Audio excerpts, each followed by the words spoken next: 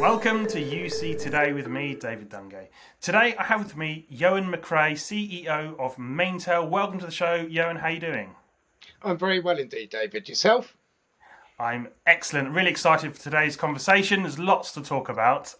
Before we get Absolutely. into all of that, though, Ioan, do you want to give us a bit of insight into yourself and the business? Yeah, certainly. Well, I'm CEO of Maintel. I joined in October 2019, obviously from Avaya previous to that. And obviously joined Maintel, a superb organization, great capability, and very fortunate to have a great team at Maintel.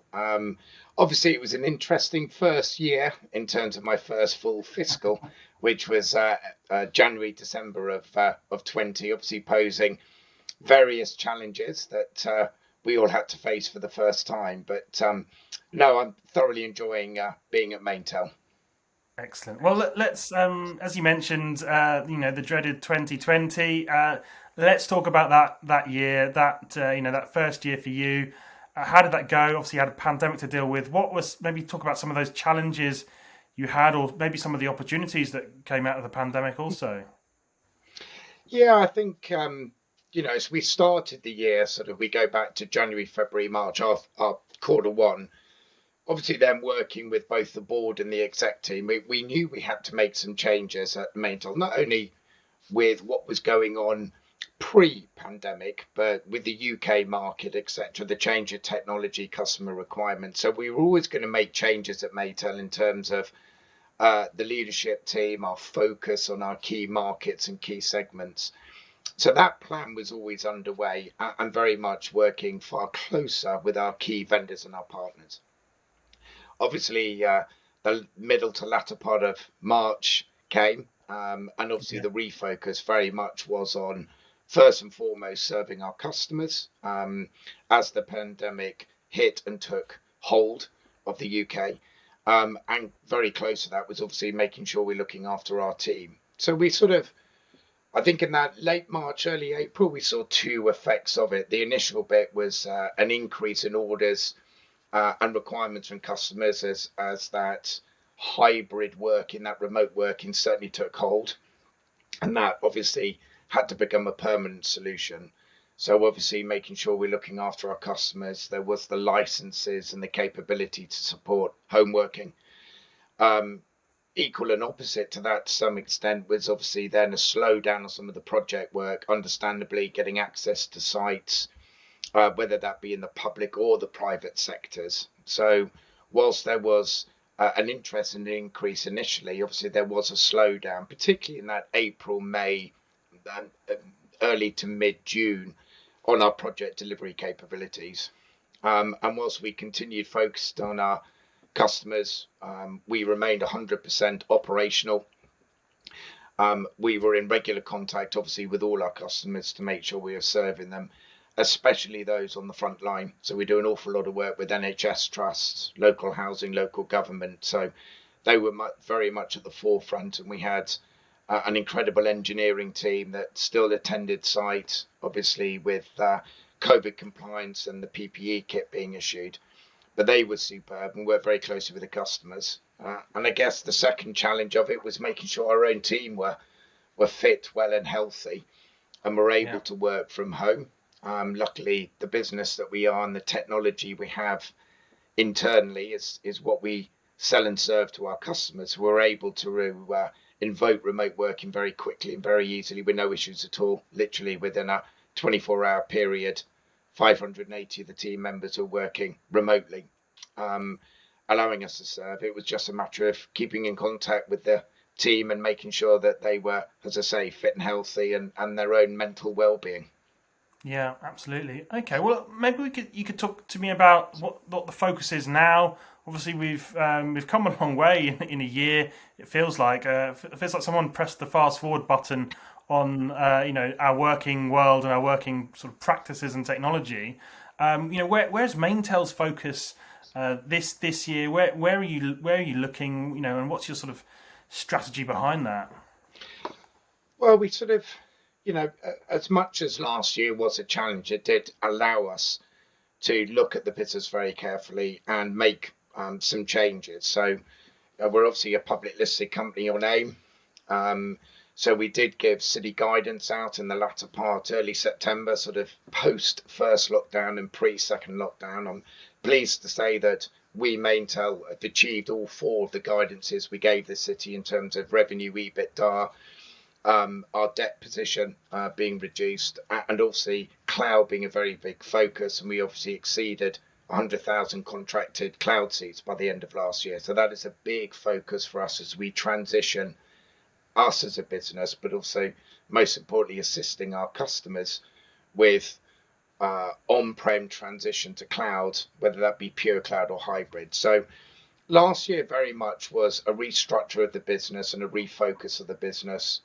Where is Maintel strong in terms of key verticals? I mentioned NHS, local housing, education, but also in the private sector, particularly around retail, finance, insurance, and some of the corporate space. So the sales team were readjusted. We did a lot around the management team, some of the exec team as well. So we refocused the business. With that, we've built key propositions that are very specific to those key verticals. And we work very closely with the vendors that work within those key verticals. So that was a lot of the planning from through last year. And that was a big change to the business. Really one of the biggest changes in terms of the structure and the focus and the strategy. We've obviously wrote a 3-year strategy for our business. We've sort of done year one of it. So we're in the start of the second year. For this year, simply put, I'm focused on 3 key areas. Firstly, I call it control. And that's ensuring we're in control of our business. We're in control of the debt position, control of our revenue, our OPEX, and all the vendors that we work with. Again, specifically focused to those key vertical markets. And we tend to operate in the 500 to 1,000 plus, very much the high corporate enterprise space. Everything else, that really isn't where we're going to be focused on. The second part is the focus that I mentioned there. We're going to focus on those segments, focus on the key verticals, focus on our key vendors that work with us. So we do a lot of work with Avaya, with Cisco, with Maintel, with Extreme, and all the peripherals that come in. We do more and more work now with Genesis. We've brought in our own R&D capability. So the focus is absolutely key, and that focus will go out throughout our business. Yeah. And the third element is invest. We're going to continue investing. We've got our own R&D capabilities, with our team in Fareham. So we've got our own CCaaS offering, CX Now. We launched a Microsoft Teams connector. We did secure home working, which obviously was very particular to the start of the pandemic. But as we all know, we work in a hybrid working environment. As you and I are both home today, but I'll be in the office tomorrow. So I will be between home and office for the foreseeable future. So we do a secure home worker, and we launched our own chatbot. We never stopped that investment last year. We will continue to invest in our own products, but also that API and that integration layer. So continuous control, continuous focus, and continuous investment. Okay, so let's talk maybe about some of the customers. You mentioned that some of the big project work was temporarily paused in the middle of last year. Is that all starting to come through now? Are the big contracts, the big public sector contracts, are they still out there and being, I guess, deployed and completed? And how are your customers? Are they viewing their technology differently in 2021 to perhaps previously? Are we seeing an evolution, I guess, in how customers think about how technology really enables their business now? I think for the latter part of your question, yeah, without a doubt, there's a change and a refocus. So initially, for the start of the question, yes, all those projects that were either under contract pre-pandemic or signed during or post-pandemic, yeah, those are all continuing. It really started picking up in that July, August, September timeframe, as it was easier and allowed, obviously, to go back to site, albeit COVID compliant with PPE kit associated. So the projects very much are underway.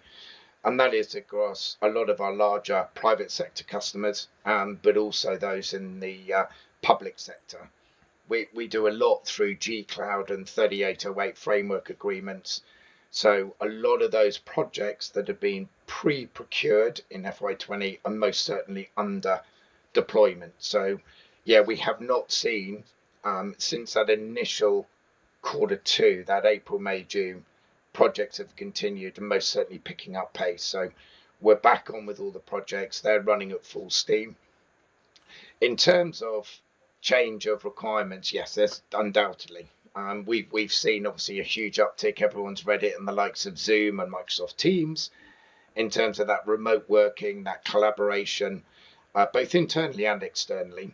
You take aside that what was an initial reaction to get everyone working remotely from home, it's now mostly a more permanent working solution in the hybrid environment, whether that be part home, part corporate office, and maybe even part subsidiary offices in terms of shared workspaces and the people with environmental impact and ease of working. So to be able to support customers both on their initial networks and being able to support their corporate offices, public and private, you've now got to extend that capability, that security layer out to the home worker in their remote environment. So we're starting to see a change of requirements, and that's both across telephony, so traditional UC on-prem or in the cloud, integrating with those collaboration suites in both a corporate environment and a remote hybrid environment,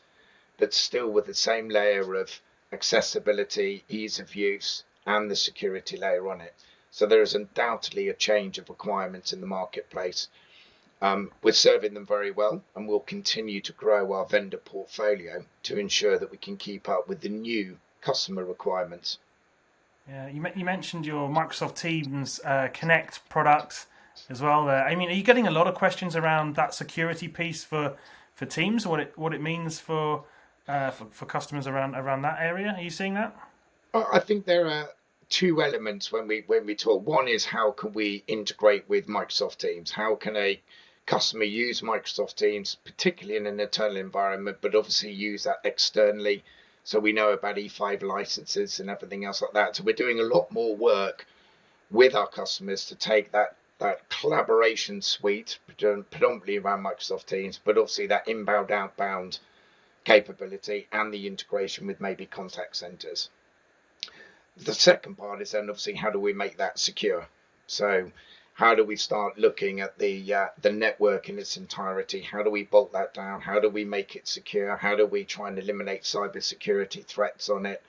How can we adopt not only the security layer, but for example, SD-WAN technology across the network? So yeah, we're dealing with both in slightly different ways, but certainly all encompassing as part of our MSA and our support and managed services out to customers. But that has definitely come far higher in the priority list of conversations with customers.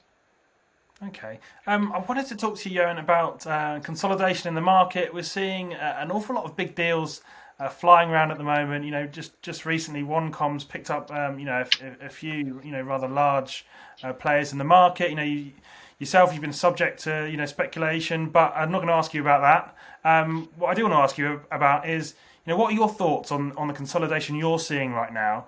What does that mean to the market? What does it signal to you? Is this pure land grab and scale? What does this mean to you, I guess?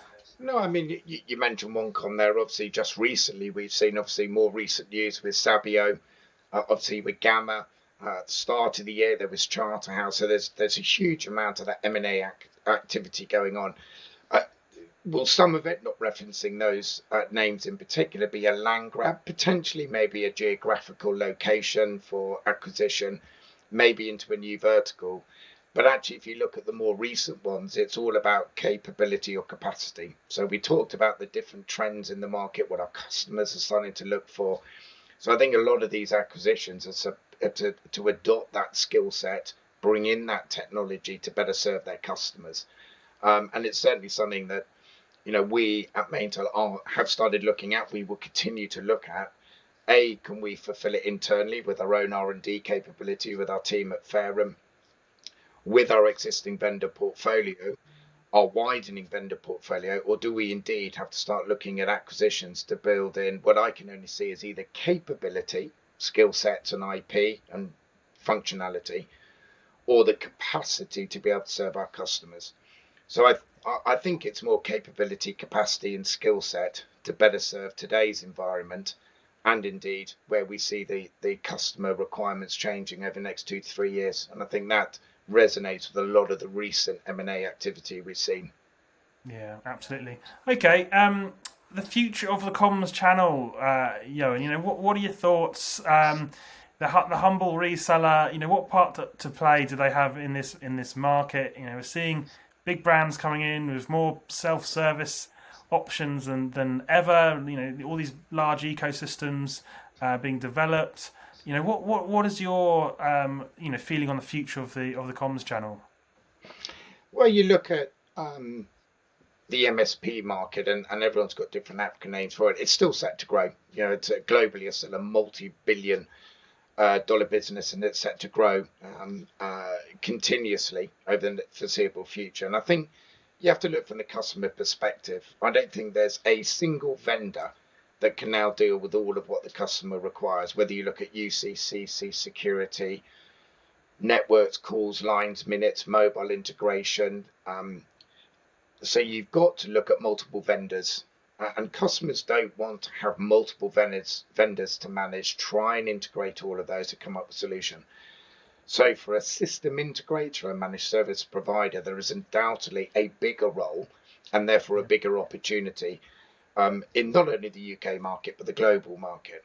So it's really a case of really understanding which verticals you operate in and what is it your customers require today and what would they require in the future.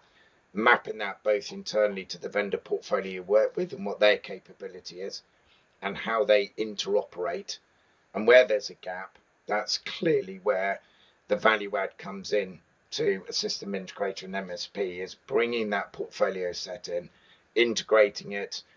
If they can't integrate, then obviously you're offering that level of development and middleware integration there yourselves, and bringing a single partner to a customer that can facilitate multiple requirements, and that can be done commercially, on-prem, in the cloud, OPEX, CAPEX, perpetual subscription license.